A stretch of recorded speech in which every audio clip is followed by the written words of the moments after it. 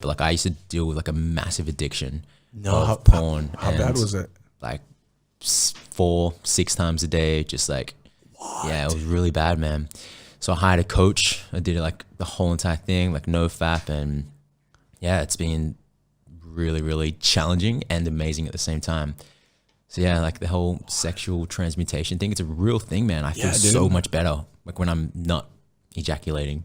Most men go through this thing where they just like do that. They just release their seed, and then like I have a friend that had a masturbation addiction, and he blames it for the reason why he didn't start succeeding until he was like in his mid-30s. Because think about it, you're just freaking like sneezing life out. force, man. Dude, Creativity, life force, it's tied to creativity. It's Yeah. tied to everything. I'm scared for people growing up today, like with social media, because back then when I was younger, I'm 26 now. Before it was like magazines, and then it was just like pictures, and you had to, I don't know if you remember, but in Australia we had to like, do you know infrared? Do you remember doing that? No. That's what how is we, it? like in school, would send porn to each other by connecting phones together, and that's how we do it. And then through Bluetooth, and then it just got to the point where I was around 13 or 14, and then it just got really, really intense, and I just felt like I just couldn't control it. It just, first it was like a day or once a day, and then 2 a day, and then it just got to the point where I was like 4 a day and 6 a day, sometimes even 8 a day.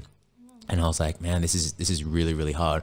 And I knew it was a problem when I was like 19, 20, and I was about to have sex with someone, and I just couldn't get it up. And then I was like, what the fuck? Like, this girl's beautiful. Like, I just don't get it. And then I went home and started researching, and then it said that that's one of the biggest, that's one of the first, what's one of the symptoms of having a porn addiction is that you just can't get it up. And I'm like, yo, I'm 20 years old. This shit shouldn't be happening. Doesn't this happen at like 70 and 80 years old? And that's when I was like, okay, this is a problem. One, because I said to myself, I'm going to stop. And then I just couldn't stop. And it was happening. I think I tried to stop at least probably 60 times before I said, okay, I got to get help. I got to find a coach. And that's what really changed it for me, man. Just finding a coach. With my pattern in relationships, right? Yeah. I always found that in my mind, it was always not good enough. There was this study, and there's a really good website called yourbrainonporn.com. On the homepage, it talks about these rats, right? And with these rats, what happened was they put the male rat in and the female rat in, and what would happen is when the male rat would have sex with a female rat, it would orgasm, and then after that it would take around, I don't know how long, but like a few hours, and then after that then it could have sex again, and then after a few hours again, then it could have sex again. So it was this really big time frame between when it would feel this desire. But the very second that it would orgasm with a female rat, and then they straight away put a new rat in that was a female, then that rat could have sex straight away, like within a minute or two. And they kept doing that again and again and again, putting new female rats in, and that rat could just keep going. And what I found was that with my mind, that I was so used to variety and what's the word?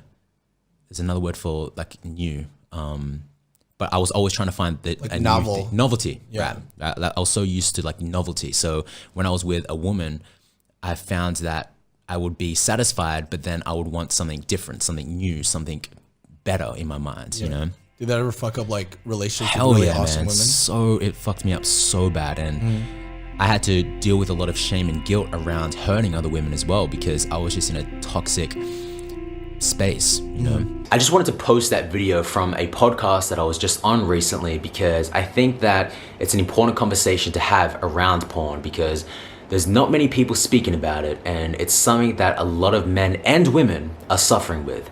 And right now I am documenting a 30-day, or I'm gonna be doing it for 90 days, but right now I'm documenting a 30-day nofap journey. And I wanna just talk people through my experience with this to hopefully inspire others to do the same. So if you would like me to talk more about porn, please let me know down in the comments, because if it's something that people are interested in, then I'll definitely be posting more about my story and some of the things that is helping me remain clean from this. So let me know below. And if you liked this video, go ahead and give it a big thumbs up. Subscribe if you haven't already. And remember to hit the notification bell for every single time that I create a new video and release it. And until I see you all in the very next video, remember to love all living beings, and most importantly, love thyself.